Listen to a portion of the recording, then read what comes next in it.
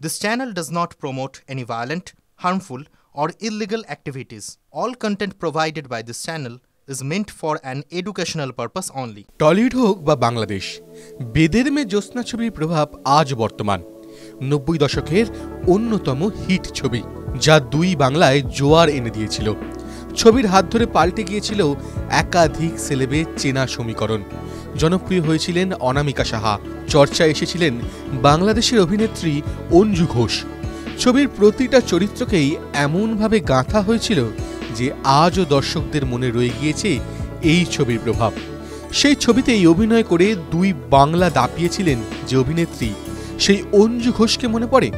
কেবল বেদের মেয়ে জ্যোৎস্নাই নয়, দুই বাংলার একাধিক ছবি করেছিলেন তিনি, যা রাতারাতি জনপ্রিয় হয়ে গিয়েছিল। তবে একটা সময়ের পর যদিও সিনে দুনিয়া থেকে নিজেকে সরিয়ে নিয়েছিলেন তিনি, বর্তমানে একাধিক সাক্ষাৎকারে তাঁর কণ্ঠে আক্ষেপের সুর শোনা যায়।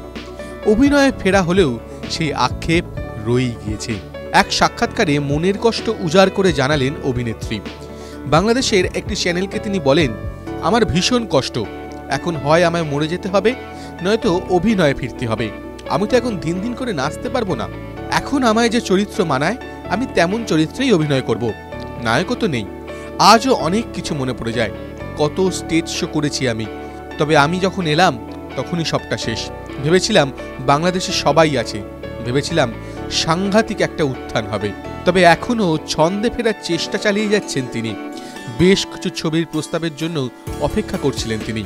কোথাও গিয়ে যেন মনের মতো কাজ পাচ্ছেন না অঞ্জু ঘোষ। বারে বারে নিজের সমস্যার কথা তুলে ধরতে দেখা যায় তাকে। কোথায় গেল সেই গ্ল্যামার, সেই দিন? আজও অবসরে তাকে ভাবিয়ে তোলে। টিভি9 বাংলা ডিজিটাল।